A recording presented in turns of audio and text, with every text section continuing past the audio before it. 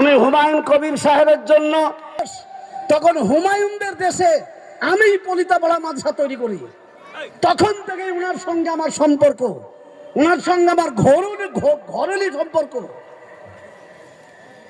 সেই হেতু আমি বলবো, আমার সঙ্গে যার দীর্ঘদিনকার সুসম্পর্ক, সেই লোকটির যদি বিপদ আসে তার পাশে আমি দাঁড়াবো না, এমন কাপুরুষ আমি নই। আমাকে সবাই বলছেন, চিনছেন, আপনারা জানেন, সেই জন্য আমি বলবো, হক কথাটা যিনি সরকারের সামনে, অত্যাচারী বাদশার সামনে, মুনাফেকের সামনে কথা দিয়ে কথা রাখে না, তারই সামনে হক কথাটা হুমায়ুন কবির সাহেব বলেছেন।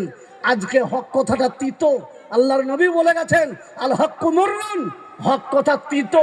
কিন্তু একটা জিনিস শুনে নেন, যার শরীরে চুলকানি হয়েছে, রক্ত শেষ, খারাপ হয়ে গেছে, সে যদি নিমের পাতা 40 দিন খায়, নিমের পাতা খাওয়া কত কঠিন ভাই, চিবাবেন তো একবার তিতো ফেলে বমি হয়ে যাবে।